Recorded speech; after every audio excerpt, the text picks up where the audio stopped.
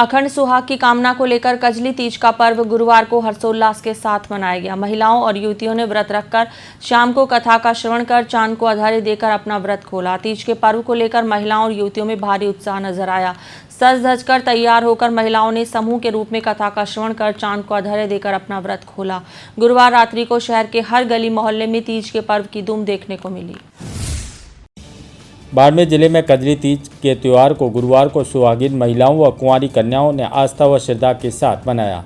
महिलाओं ने पूरा दिन निर्जल रहकर व्रत रखा और रात को चंद्र को दर्शन के बाद आधार्य देकर कथा की और फिर व्रत छोड़ा।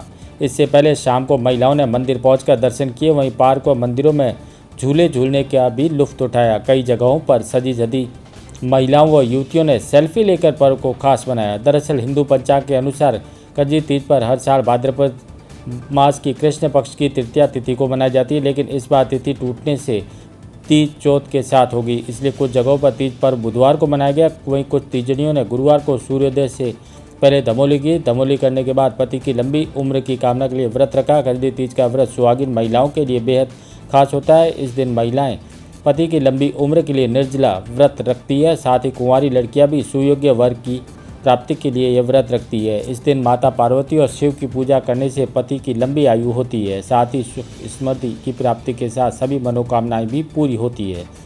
शहर सहित ग्रामीण इलाकों में गुरुवार को महिलाओं ने राजस्थानी परंपरा के अनुसार कजली तीज व सातुड़ी तीज का पर्व श्रद्धा और उत्साह के साथ मनाया गया। कुंवारी कन्याओं ने अच्छे वर की कामना के लेकर उपवास रखा। देव मंदिरों में देव दर्शन को लेकर दिन भर महिलाओं की भीड़ लगी रही।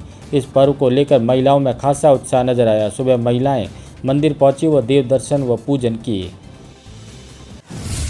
भाद्रपदी तीज में कजली तीज का व्रत मनाया जाता है। इस दिन सुहागन महिलाएं अपने अखंड सौभाग्य की पूजा के लिए व्रत करती है और अविवाहित लड़कियां अच्छे सुहाग की कामना के लिए व्रत करती हैं। हिंदू शास्त्रों में सबसे बड़ा त्यौहार मनाया जाता है।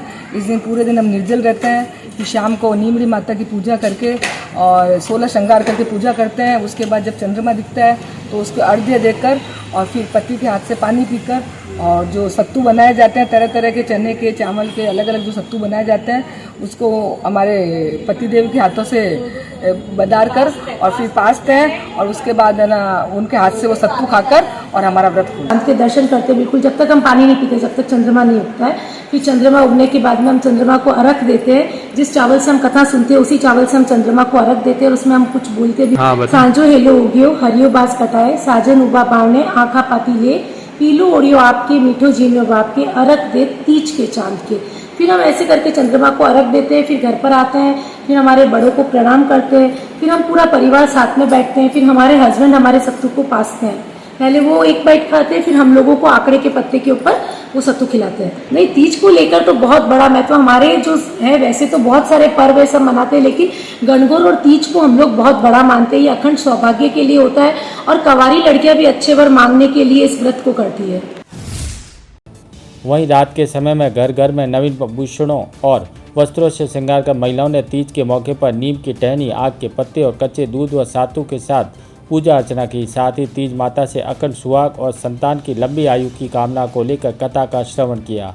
सूर्यास्त के बाद शाम को महिलाओं ने मिट्टी और गाय के गोबर से तलवाड़ी बनाई, जिसमें दूध और शुद्ध जल भरकर नीम की टहनी लगाई। विशेष फूलों और फलों से श्रृंगार कर तीज माता की पूजा की और तलावड़ी में चांद का दर्शन करके अपने पति की लंबी उम्र और अखंड सौभाग्य की मनोकामनाओं के साथ व्रत खोला।